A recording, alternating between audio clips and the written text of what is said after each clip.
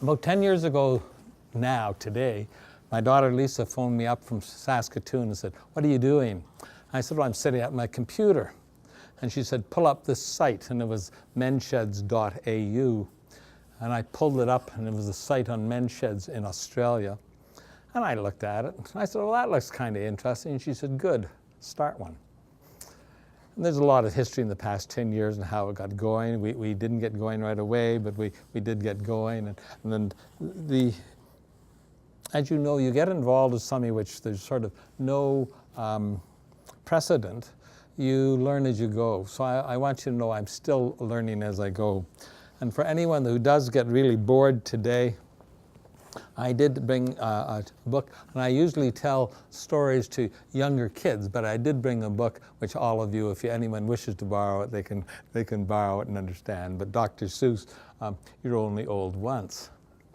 With being only old once on a personal basis, I've had cancer. I had polio as a child, gallbladder removed. One of my daughters has died of cancer at age 51.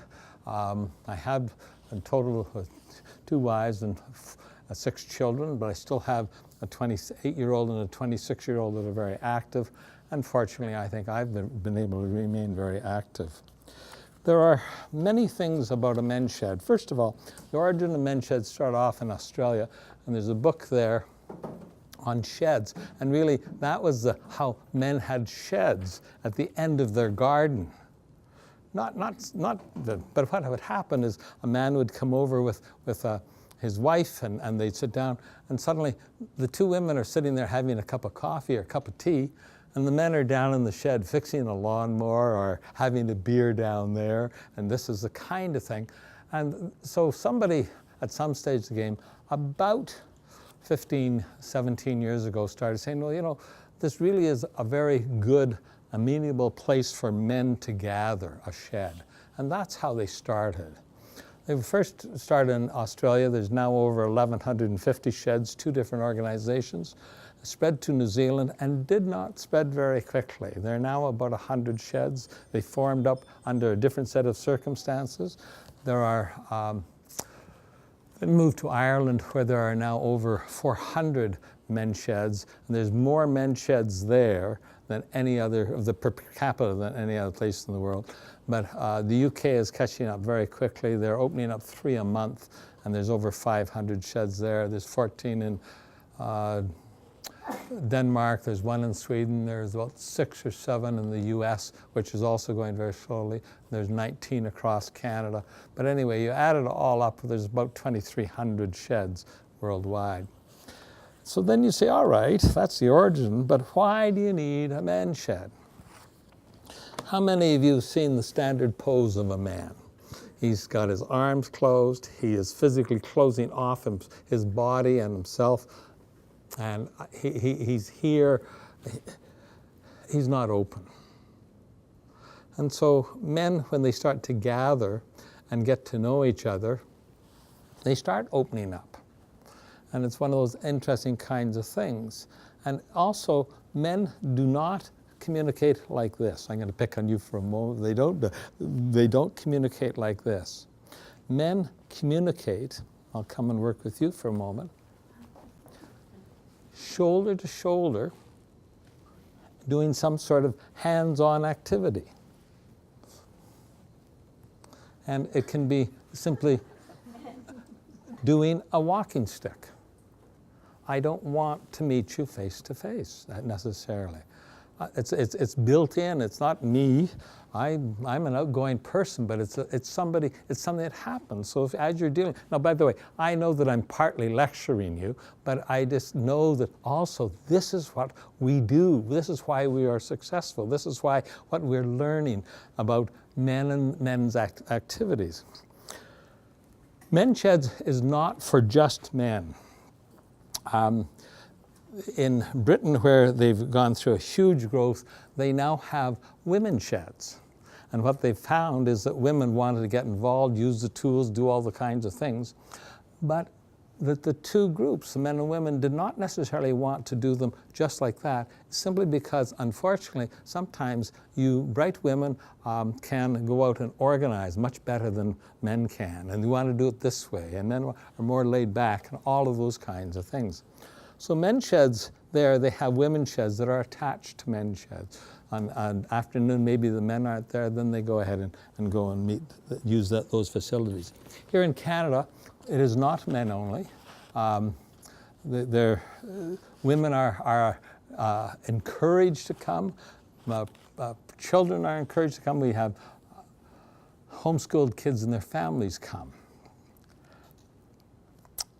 Men's sheds, the need for a men's shed can change for the various perspectives, but I'm going to give you a definition here of what a men's shed. Now this is from a woman. I don't know, other than I know where she lives. We communicated via email. I believe she's in her 30s. I believe that she's had done some work with emotional well-being and her thing, but she became intrigued with men's sheds, and she said, she wrote this one day, and I stopped and said, I'm going to use that many, many times. There are many men who experience a bit of a vacuum when the structures of their life shift. This can generate the conditions for wellness, for unwellness, physically, socially, spiritually, and then, of course, mentally. I see your men's sheds as being a creative, non-obligatory, and communal space that has many powerful effects, both within the individual and as much within the community. I've never met her, never talked to her, but I really like what she said there, and there's a number of other things. So men's sheds, are some sheets that I brought here called The Need for a Men's Shed, and if I know where they are here. I've got a few copies. Of course, if anyone wants one, give me your email address and please write it out so I can read it, and I can send you a PDF copy. It's anything I have here, not one I haven't, but most stuff I have here, I've got it on PDF on my computer. The Need for a Men's Shed. And if you start reading, but all you have to do is read the dark words, nothing else. And I'm going to read them. Many men, their self-worth may diminish when they retire. As they get underfoot at home, why don't you go out and do something? Get out of my space. There is a rising of gray divorce here in Canada, and that is divorce defined as anyone over 65 and divorcing. Loneliness. I've got a very good article here from a couple of years ago by Dr. Lorena Menick, and I don't know if I could still find this. I could easily get you photocopies, but a very good article that Lorena wrote there. I love that one. Believe it or not, older men develop anxieties, and many of you will understand this.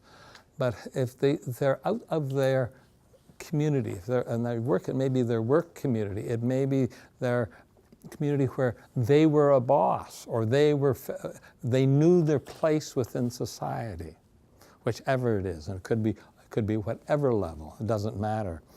But they develop anxiety after retiring because they don't know where they fit in, and nor will they admit they've got anxiety. Isolation can be there, depression, poor coping.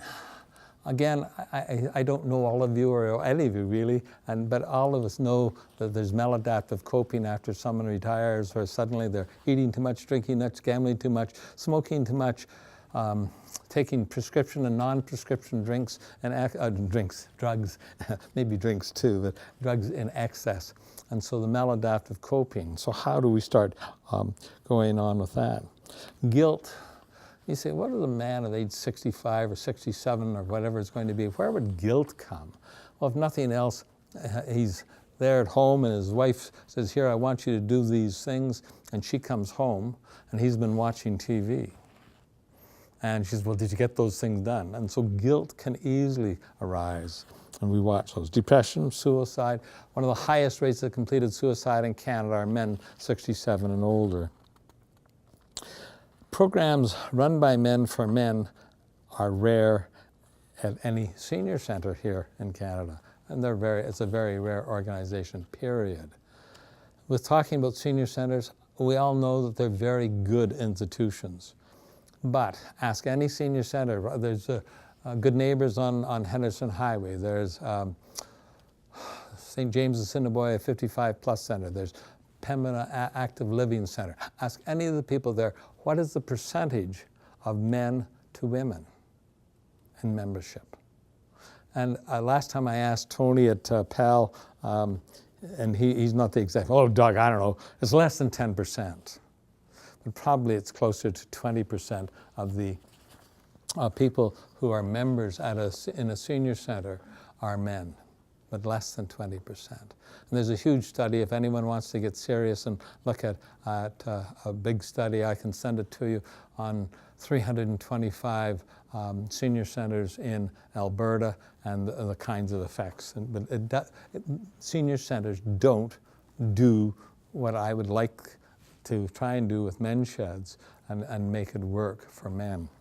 So there's other things here. Ageism comes out. What else have I missed? But I have 2 or 3 of these sheets, but I can easily send anyone that wants one. I send it to you on a PDF, and you can glance at it, glance through it.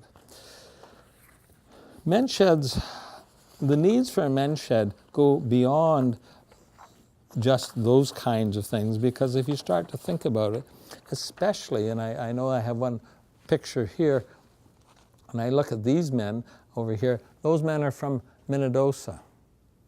And the loneliness here in Manitoba, and I could go on and say other places too, but the loneliness of men. And it was interesting, there's 6 men there, and they've all got a piece of diamond willow, because this is, again, something to get their hands busy and get them going. But, you know, it was fascinating, because I don't think this man at one end knew that man at the other end. Why? I'm making that up because I don't remember where their farms are, but one would be a farm would be 5 miles east of Minnedosa, and the other would be 5 miles west of Minnedosa. And they might meet at an agricultural meeting, or they might nod to each other on the street, but they didn't know each other.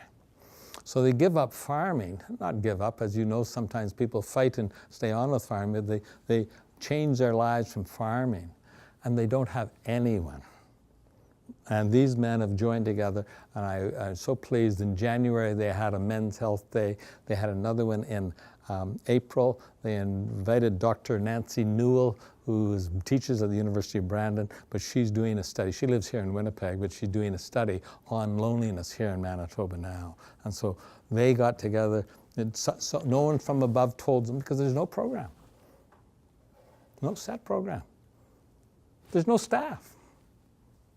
None of the men have to come and do any of this.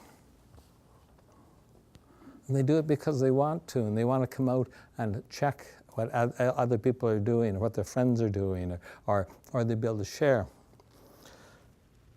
I'm very much closely involved with a group called the Woodhaven Men's Shed, and we have 3 different sessions per week that we're open. One is for Tuesday afternoons, and it's very much it doesn't show well. It does here a little bit, but the men simply come in and sit down and start playing cribbage, or other guys drink coffee. Not much different than being at a Tim Hortons. You know, they're just chatting. That's fine. They got out. They didn't sit there going clicky, looking at their TV and not getting involved. They're out. On a Wednesday morning, a group of us, and it can be open to anyone, men and women, happen to go to an Army, Navy, Air Force veterans. They have a great big one out in West Portage, and we use the restaurant there, and we go and have breakfast. And there can be 4 guys there, there can be 14 guys there. But they know that if they want to get up. I live alone. I'm sick to death of me eating breakfast alone, to be quite honest with you. I like getting up and saying, oh, okay, I'm going to go have breakfast with somebody else, a real person. One morning at breakfast, there's one man was sitting there and his head was down. He was eating. I'm going to try and refer to all of my men gym. I don't think there's a gym in our men's shed, so I'll call him Jim. I said, hey, Jim, how's it going? Fine.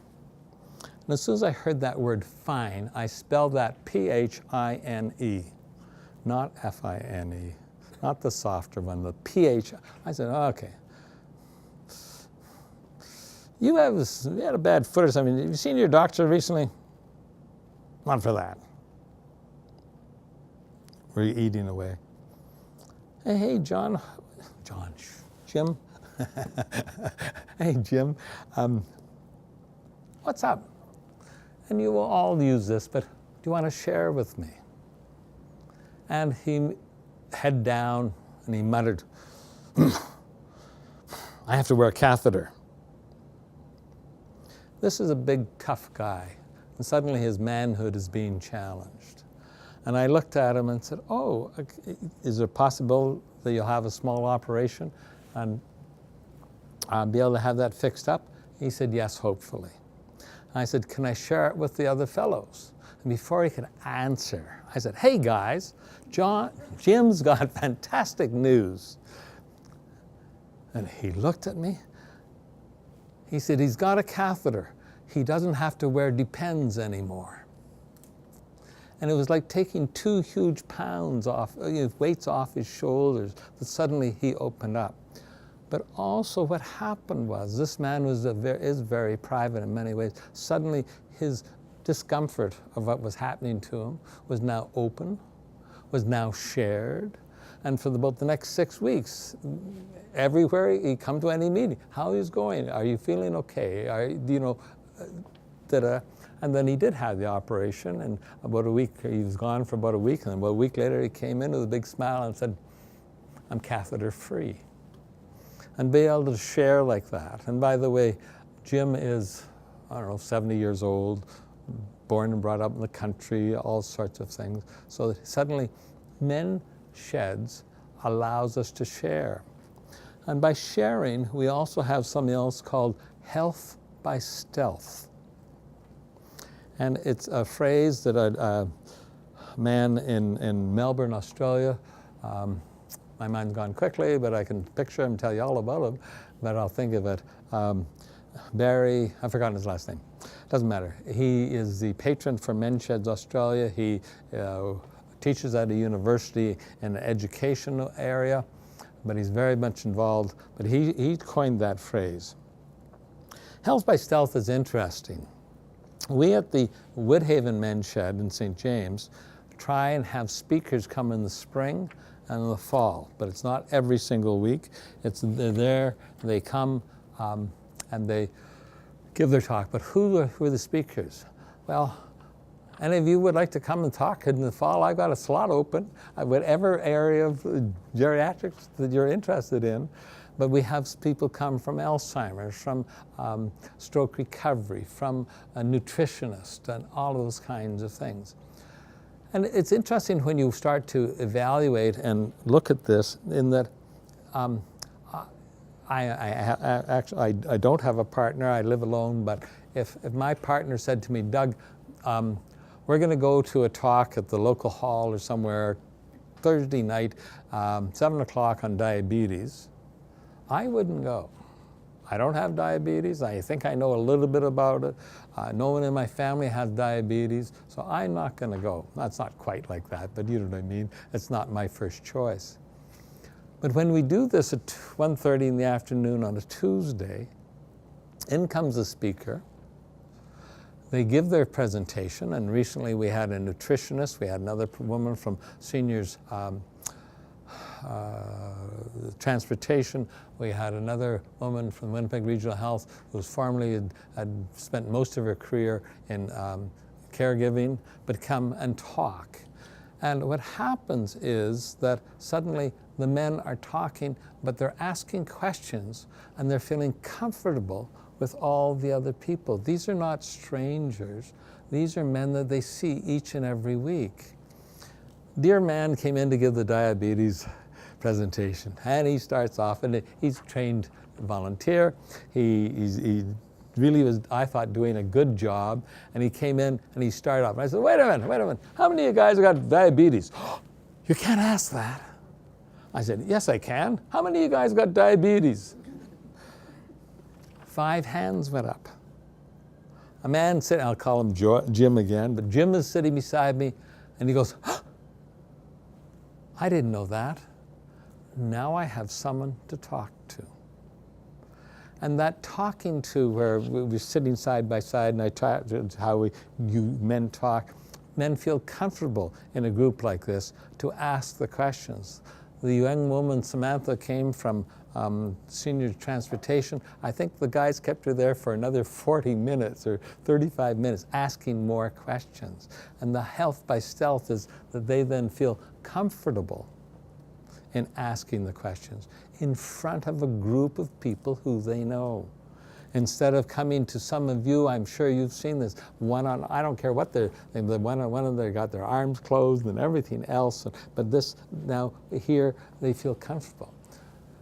Jim came in, and happens to be the same man of the cafe, but he came in one day, and he'd been away, and his son came and drove him, and someone said, what's up? Well, I got heart problems. What's going on? Well, I have to have a stent. I don't know anything about that. I know that I turn around and so does someone else. Go talk to David. He's had 2 or 3 of them, or whatever. And suddenly, this man goes over and they're talking. And you could again see all of us were listening because we wanted to learn. And so it wasn't with all the medical terms or the formal terms. It suddenly was a very informal way of this particular man. He's had 2 put in.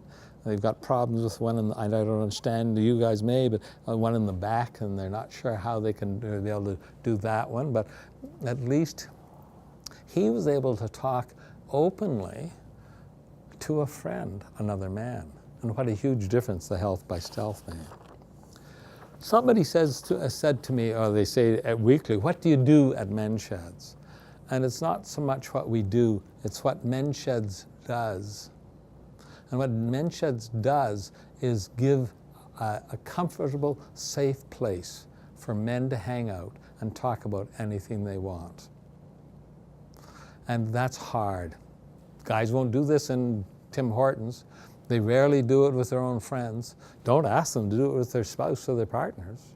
But we offer that kind of thing. So it's not, we have no therapist, we don't have a worker, it's very low key. But men feel comfortable with who they are. We don't care who you were, we care who you are today. And that's huge, especially when I'm looking at the balance of a third of my life. I could tell you stories. I've watched this. I've been charged by a rhinoceros. I've had submachine guns pointed at me. The mayor of Shanghai got me drunk before lunch, and then I had to stand up and thank him. All those kinds of things. I have had a life, okay? And I can do this. But do you know what? It doesn't make much difference other than men like to tell stories, and they start telling stories and feel comfortable with that. And I can tell those stories. And at an appropriate time, you want me to come and speak, I'll do those ones as well. But it's more how men start to open up and share. So that's what Men's Sheds does. Watching the Woodhaven Men's Shed, it's been going now for 8 years. I know that I said 10 years, but this one has been going for 8 years. And I'm going to introduce you to 2 good friends of mine in a minute or 2. But people are referred to us by the Winnipeg Regional Health Stroke Recovery, Alzheimer's, Parkinson's, community workers. I did not say mental health workers. It's interesting. Community workers will know somebody in a community that needs to come out and have the camaraderie and the socializing that we offer within a Men's Sheds. So that I'm thinking of one woman right now, and her husband had Parkinson's. And I don't know all the things about Parkinson's, but I do know that there certainly can be some angry people within the Parkinson's community. And I know that she came, dropped him off, came in. I could just see the tension. And I turned to her and said, leave. Oh, what's going to happen? There's a bunch of capable, good men there. If he has, I don't know what happens to Parkinson's, but man, we all got a cell phone. We all know how to hit 911. We all know how, we've had experience in life. This is not going to be a crisis that there's all sorts of crises, and we all know that. But she left, and from then on, she would come and drop her husband and not even come in. One day he came in and he had his walker and he was banging his walker and he was angry, and I said, so come on in, sit down and shut up. And were you there then? I don't know, okay. Now Fran, you behave yourself. And he was so shocked. And I just I didn't push hard, I just guided him into a chair. I said, sit there. And I left and went outside, and his wife was there, and she was just having a bird. What am I going to do? He's so angry, da, da, da. I said, you're going to go away. Goodbye. Well, Doug, goodbye. Her husband came in, sat there. After about 20 minutes, started to play cribbage. An hour and a half later, now here's a man who is, I don't know if the term's normal, but he's calmer, he's not agitated, and he's there. And when he went out, he wasn't banging his walker, and that particular woman called me up later and said, thank you. But here was the respite, here was the camaraderie, here was a group of men who cared. And suddenly, this man, maybe only an hour, maybe only 3 hours. I don't know those things. But suddenly, he wasn't that angry older person. And that's part of what Men's Sheds does.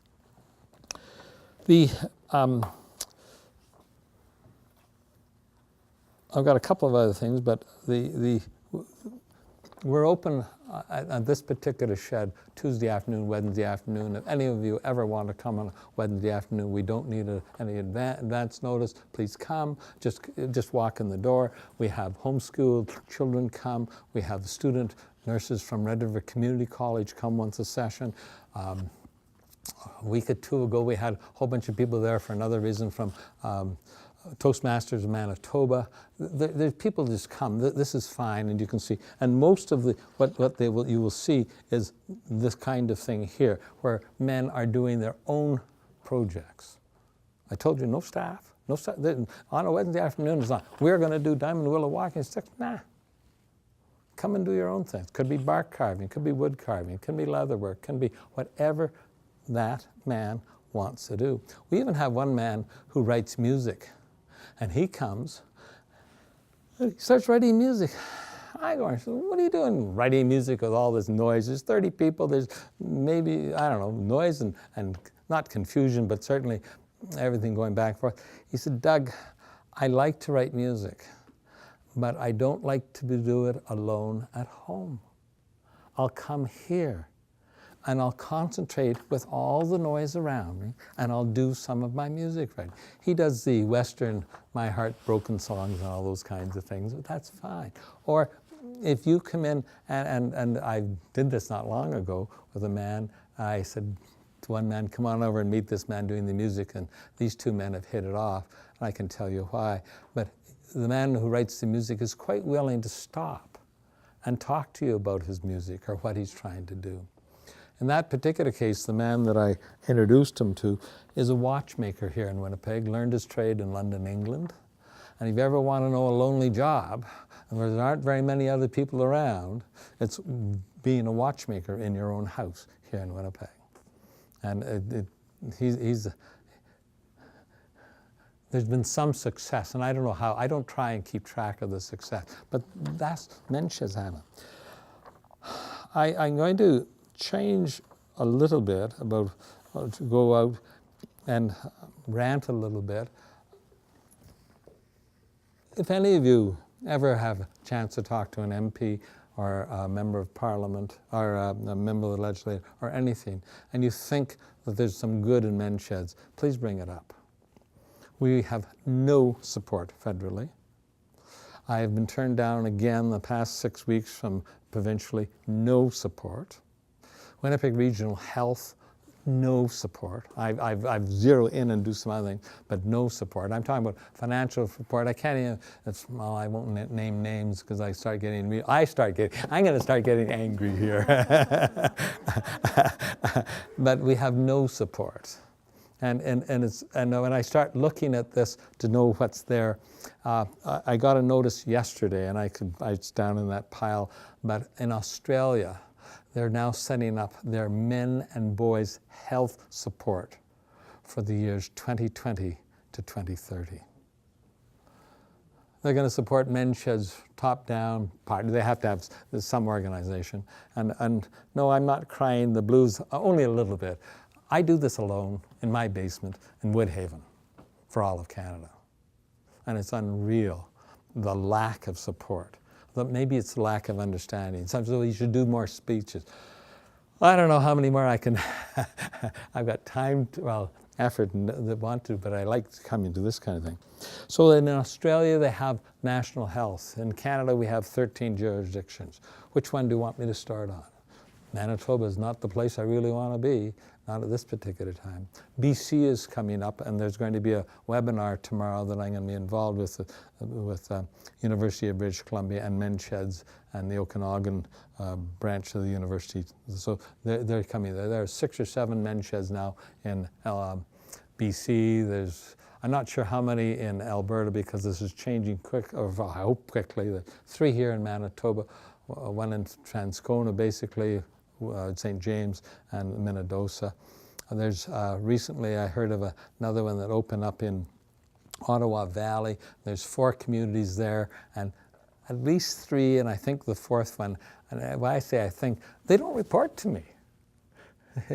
This is not something you can call yourself. Well, no, you can call yourself a men's shed. We have some other criteria, and we have a national website, but anyone can start a men's shed, men or women, or however you want. Ireland's got national health. The UK, they have national health, and then they also have now a minister on loneliness, to combat loneliness. They've identified a ministry to look after that. The reasons why men's sheds started up in various places, for instance, in Australia, there is a different male community. It's different from here. I've been there a couple of times, but they are just different from us here in Canada. And so they were looking for that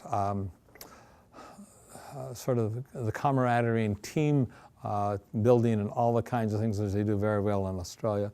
It didn't work in New Zealand. They started men's sheds through senior housing there. It's now working, but it's taken a long, long time. They have about 100 sheds, but they don't have a big, strong national organization.